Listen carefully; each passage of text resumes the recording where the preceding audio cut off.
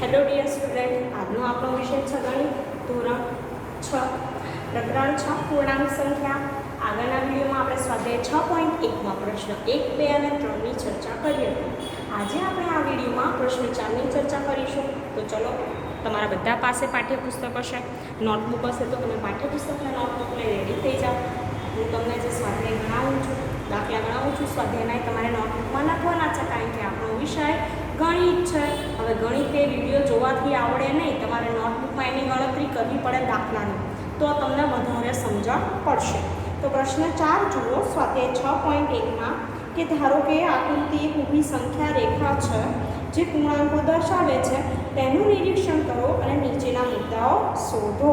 પ્રશ્ન 4 જુઓ તમે ટેક્સ્ટબુકમાં, અને ટેક્સ્ટબુક ના હોય તો અહીંયા ધ્યાન આપજો, બધું લખાવું છું ડિટેલ્સ, કે કદાચ કોઈ વિદ્યાર્થી પાસે ટેક્સ્ટબુક ના હોય તો એ લખી શકે.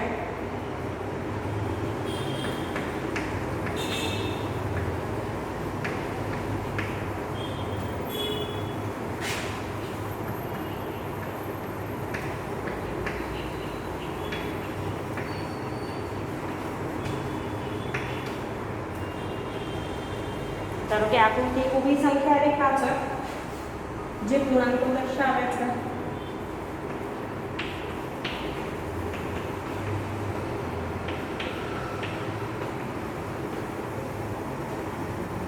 તેનું નિરીક્ષણ કરો.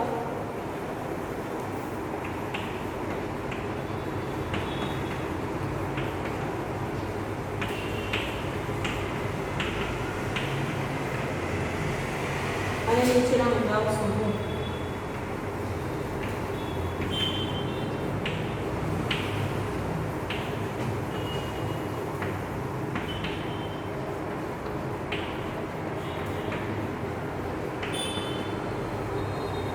રાઈટ, હવે આપણે જોઈએ પ્રશ્ન 1. પહેલો જુઓ, તમે ટેક્સ્ટબુકમાં આકૃતિ આપી છે એ પણ જોજો કે ઉપર +8 અને નીચે છે -8 સુધી બરાબર બિંદુ આપેલા છે. એટલે -8 થી આગળ પણ હોઈ શકે, આપણે ગણતરી કરવાની છે. તો 1, 2, 3, 4, 5, 6, 7, 8, 9, 10 સુધી છે, માઇનસ ઉપર +8 સુધી છે. તો આપણે તમને ડેશ કરેલા છે સંખ્યા રેખા, તો એના પરથી ખબર પડી જાય કેટલા અંક હશે. તો પ્રશ્ન 1 જોઈએ, એ કે જો બિંદુ ડી પૂર્ણાંક 8 છે તો પછી -8 વાળું બિંદુ કયું છે? તો વિદ્યાર્થી મિત્રો, -8 વાળું બિંદુ શોધવું હોય તો આપણે 0 થી ડાબી બાજુ તરફ 8 અંક ગણવા પડે. તો તમે ગણો તો તેમાં કયું બિંદુ આવે છે? તો વિદ્યાર્થી મિત્રો, બિંદુ F એ -8 ને સંગત બિંદુ છે. ક્વેશ્ચન એમાં ડાયરેક્ટ જવાબ લખું છું. બિંદુ F એ -8 ને સંગત બિંદુ છે. એટલે કે F જે છે ને તમારા સંખ્યા રેખા પર દોરેલો, એ F તમે ગણતરી કરો તો કેટલા આવશે? -8 આવશે. ધેન સેકન્ડ ક્વેશ્ચન, બિંદુ G ઋણ પૂર્ણાંક છે કે ધન પૂર્ણાંક? વિદ્યાર્થી મિત્રો, હવે બિંદુ G ની વાત છે કે ધન પૂર્ણાંક છે કે ઋણ પૂર્ણાંક. તો G કઈ બાજુ છે 0 ની? તમે જુઓ, ડાબી બાજુ કે જમણી બાજુ, ઉપરની તરફ છે કે નીચે? અહીંયા ઉપરની તરફ ને નીચેની તરફ છે. તો 0 થી ઉપરની તરફ હોય ધન સંખ્યા, 0 થી નીચેની તરફ હોય ઋણ સંખ્યા. તો G એ કઈ બાજુ છે? તો બિંદુ G એ નીચેની તરફ છે. તો બિંદુ G એ કેવું થશે? ઋણ પૂર્ણાંક. બિંદુ G એ સંગત ઋણ પૂર્ણાંક છે.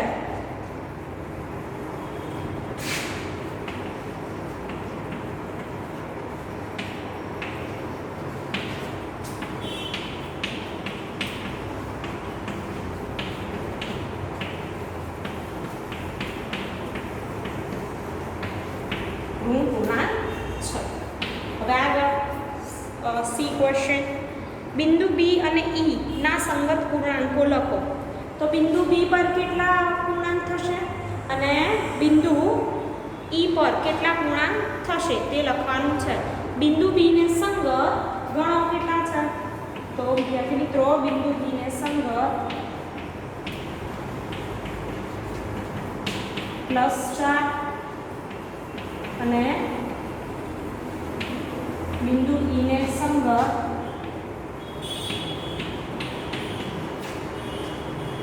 બિંદુ ઈ ને સંગત -10 છે, -10 છે, બરાબર। હવે તમારી ટેક્સ્ટબુકમાં જો આગળનો પ્રશ્ન ડી, આ સંખ્યા રેખા પર નિર્દેશ કરો કે કયા બિંદુની કિંમત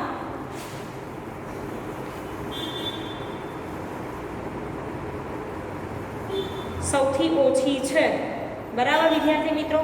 તો તમે જુઓ કયા બિંદુની કિંમત સૌથી ઓછી કહેવાય, તો મેં તમને સમજાવ્યું છે કે જ્યારે સંખ્યા રેખા હોય 0 થી જમણી બાજુ બધા ધન પૂર્ણાંક આવે તેની કિંમત વધારે હોય, અને 0 થી જે ડાબી બાજુ ઋણ પૂર્ણાંક હોય એની સંખ્યા કેવી થાય, ઘટતી જાય। એટલે 0 થી -1, -1 થી 2 નાના, -2 થી -3 નાના, એવી રીતે આગળ। તો અહીંયા જોઈશું આપણે તો -10, તો બધા બિંદુઓમાં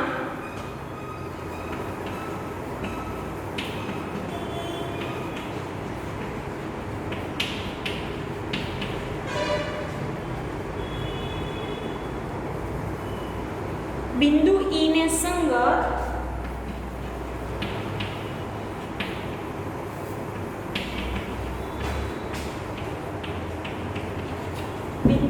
સંગત સૌથી ઓછી કિંમત છે।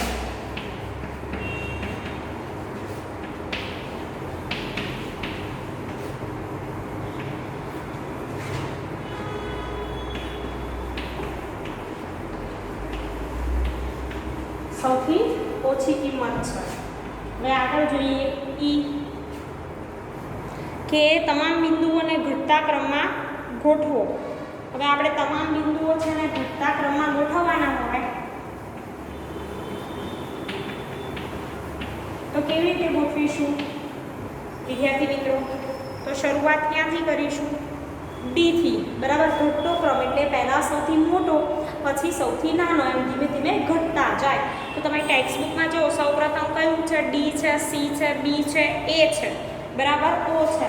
તો અહીંયા હું લખીશ બી, સી, બી, ત્યારબાદ એ,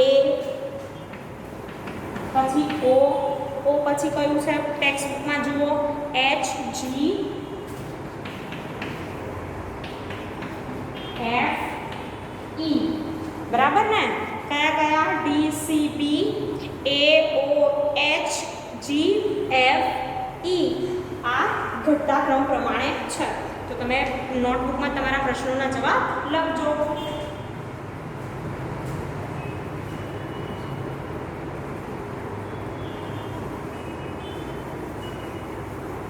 હવે આગળ જોઈએ પ્રશ્ન 5।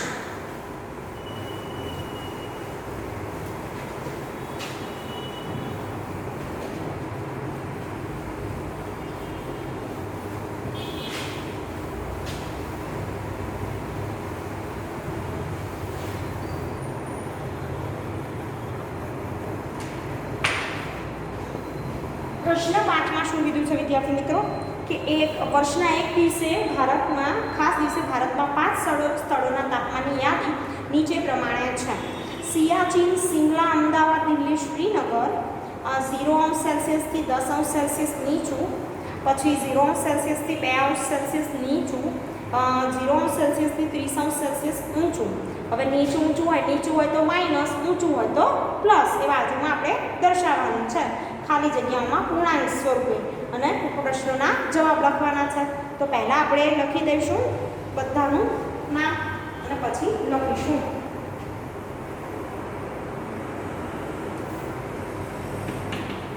પ્રશ્ન 5,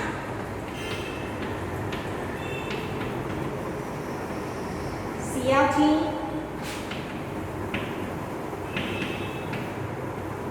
શિમલા, અમદાવાદ, દિલ્હી,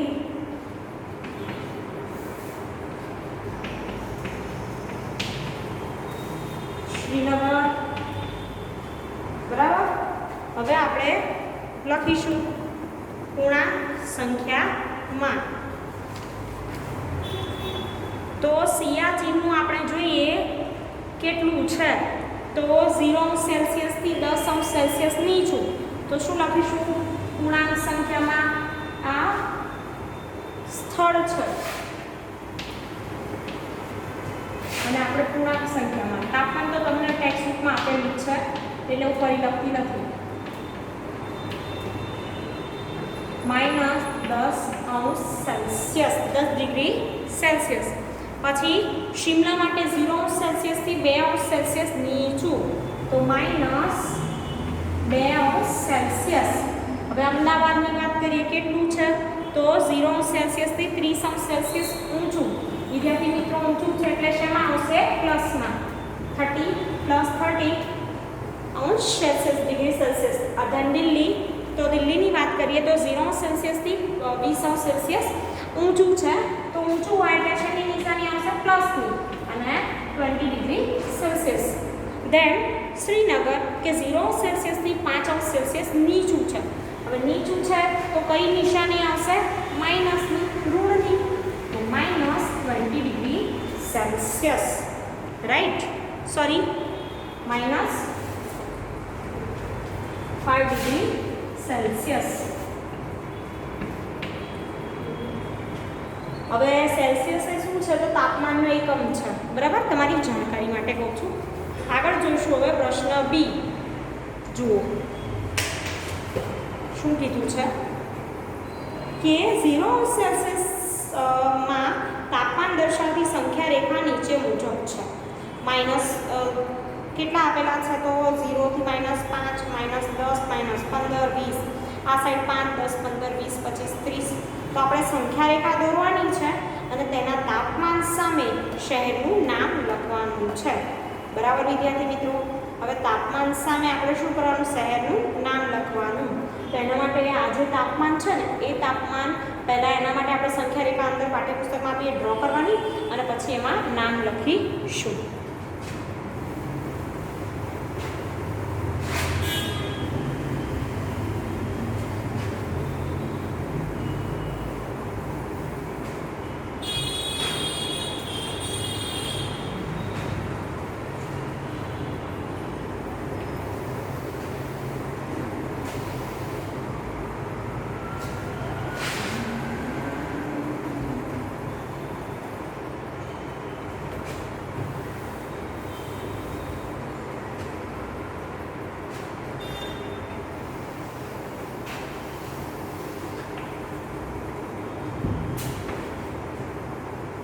હવે આપણે જોઈએ 0 થી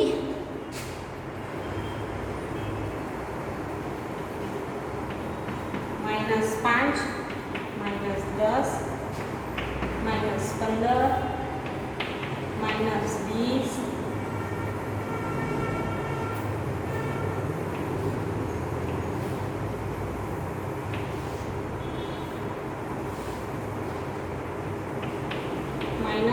-25. હવે આ સાઈડ જોઈશું એટલે સુધી છે તો 40 સુધી છે વિદ્યાર્થી મિત્રો. 5 10 15 20 30 35 40 બરાબર. હવે 5 અને 10 ની વચ્ચે કેટલા કાપા છે તો તમે જુઓ 0 થી 5 ની વચ્ચે પણ કેટલા કાપા છે તો 4 કાપા. આ જો આ છે બિંદુ. હવે આમાં હું લાઈન જ કરી દઈશ કારણ કે આપણે ગણતરી કરવાની છે.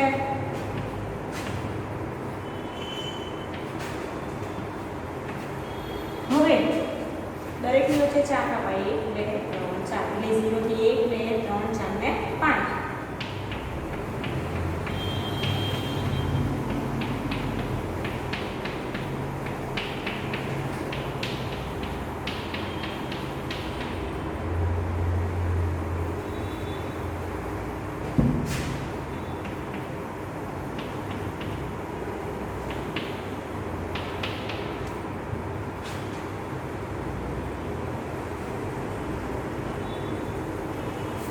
હવે જોવાનું છે કે પહેલું સિયાચીન. તો સિયાચીનનું કેટલું છે -10 બરાબર.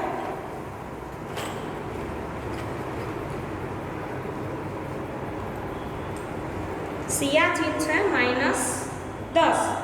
તો પહેલા આપણે -10 પર શું લખીશું? સિયાચીન. ત્યારબાદ -2 degree Celsius Shimla.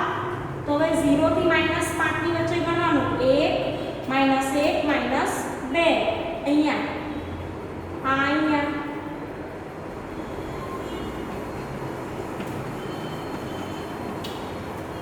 Shimla, right. હવે અમદાવાદની વાત કરીએ કે +30 ડિગ્રી સેલ્સિયસ. તો 30 ડિગ્રી સેલ્સિયસ ક્યાં છે? અહીંયા પ્લસ કીધું છે, તો અહીંયા શું આવશે? અમદાવાદ. ત્યારબાદ જુઓ દિલ્હી +20 ડિગ્રી સેલ્સિયસ, બરાબર.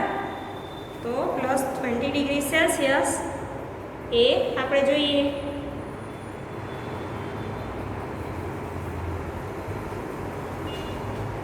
અહીંયા દિલ્હી. હવે છેલ્લું જોઈએ -5 સેલ્સિયસ શ્રીનગર.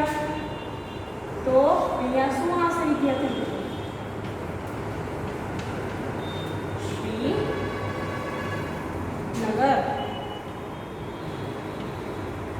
રાઈટ.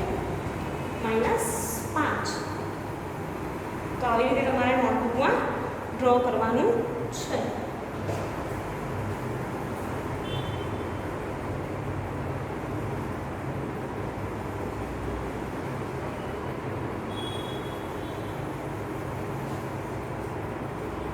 હવે આગળ જોઈએ પ્રશ્ન સી કે સૌથી ઠંડુ સ્થળ કયું છે? તો વિદ્યાર્થી મિત્રો, સૌથી ઠંડુ સ્થળ આમાં આપણે જોઈએ સંખ્યા રેખા પર આમ જઈએ એટલે સૌથી નીચું તાપમાન કહેવાય. તો -10. તો સૌથી ઠંડુ સ્થળ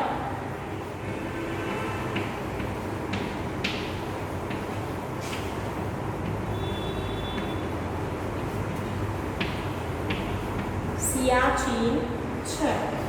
ત્યારબાદ ડી જોઈએ. એવા સ્થળોના નામ લખો જેનું તાપમાન 10 સેલ્સિયસથી ઊંચું છે. વિદ્યાર્થી મિત્રો, એવા સ્થળો કયા છે કે જેનું તાપમાન 10 સેલ્સિયસથી ઊંચું? તો અમદાવાદ અને દિલ્હી. અમદાવાદ કેટલું છે? તો +30 સેલ્સિયસ અને દિલ્હી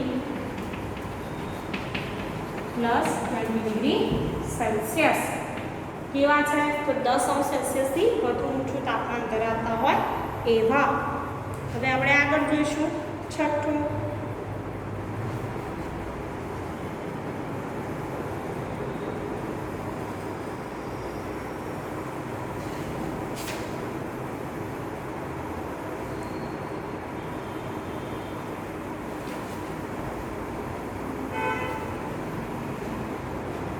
બરાબર. પ્રશ્ન 6.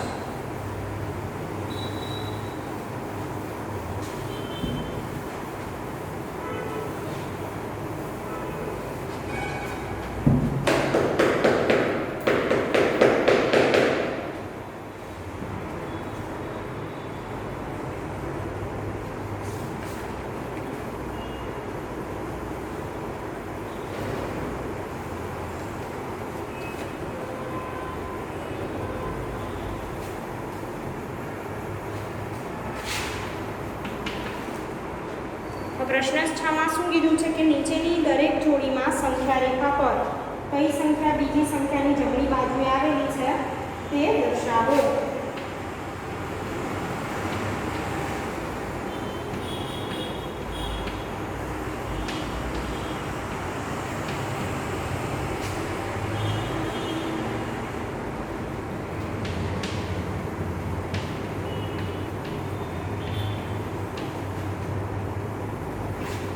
કઈ સંખ્યા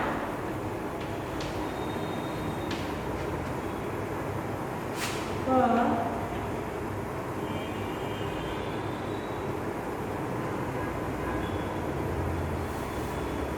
બીજી સંખ્યાની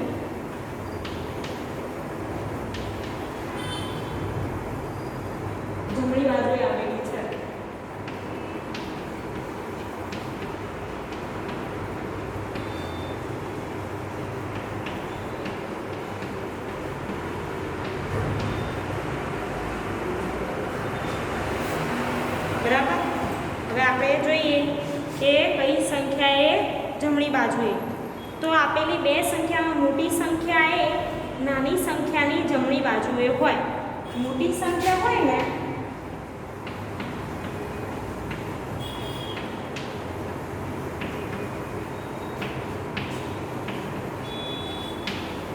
મોટી સંખ્યા એ નાની સંખ્યાની જમણી બાજુએ હોય.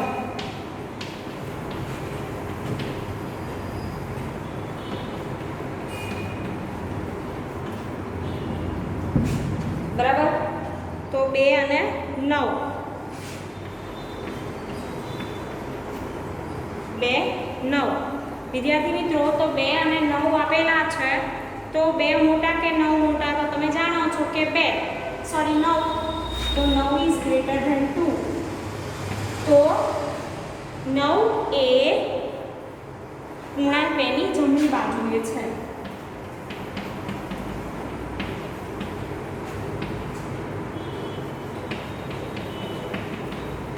પૂર્ણાંક 2 ની જમણી બાજુએ છે.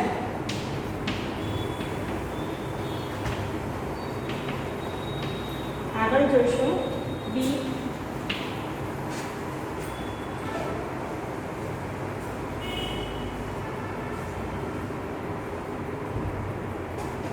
-3 -8. હવે -3 -8 બંને માઇનસ છે, પણ મેં તમને કીધું છે કે સંખ્યા રેખા પર 0 થી જેમ જેમ આગળ જતા જઈએ તેમ સંખ્યા નાની થતી જાય. તો -3 ઇઝ ગ્રેટર ધેન -8. કરતા -3 કેવા છે? મોટા છે. તો પૂર્ણાંક 3 એ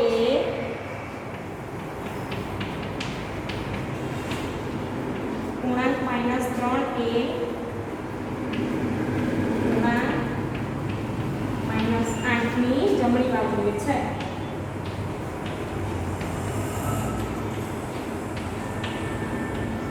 બરાબર. પૂર્ણાંક -3 એ પૂર્ણાંક -8 ની જમણી બાજુએ છે. હવે રીતે આગળ જોઈએ સી.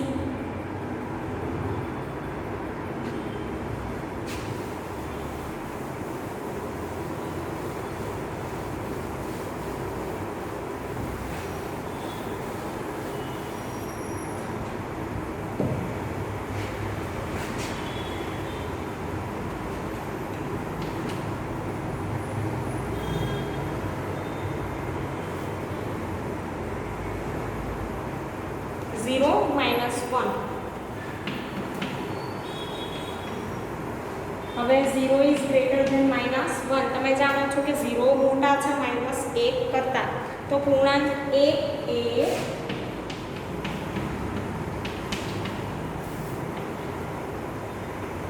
પૂર્ણાંક 0 એ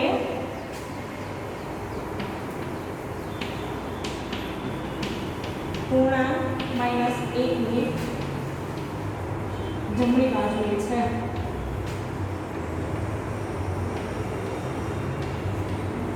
હવે આગળ ડી. -11 10. બરાબર. તો 10 ઇઝ ગ્રેટર ધેન -11. 10 કેવા છે? મોટા છે, તમે જાણો છો. તો પૂર્ણાંક 10 એ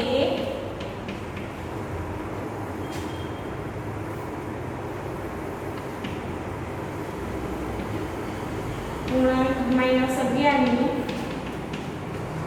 જમણી બાજુએ છે.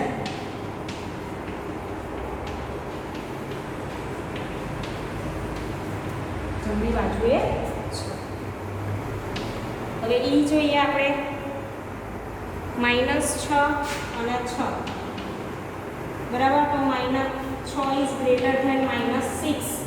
6 એ કેવા છે? -6 કરતા મોટા છે, તમે જાણો છો. તો પૂર્ણાંક 6 એ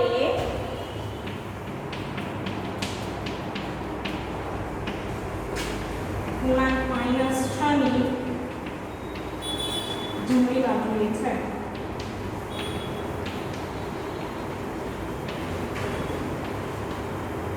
રાઈટ.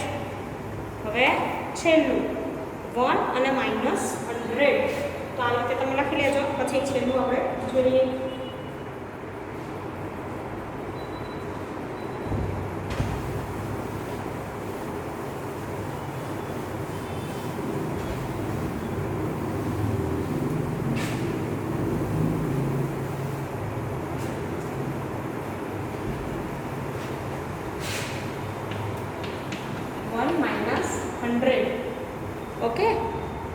1 is greater than.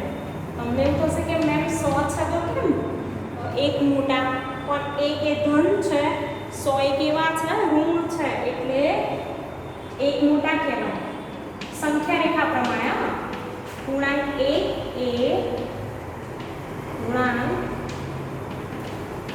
-100 ની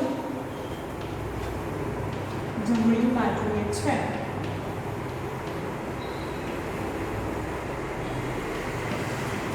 વિદ્યાર્થી મિત્રો, આ વિડીયોમાં આપણે પ્રશ્ન 3, 4, 5 અને 6 ની ચર્ચા કરી. સ્વાધ્યાય 6.1 તો તમે નોટબુકમાં લખી તૈયાર કરજો. Thank you.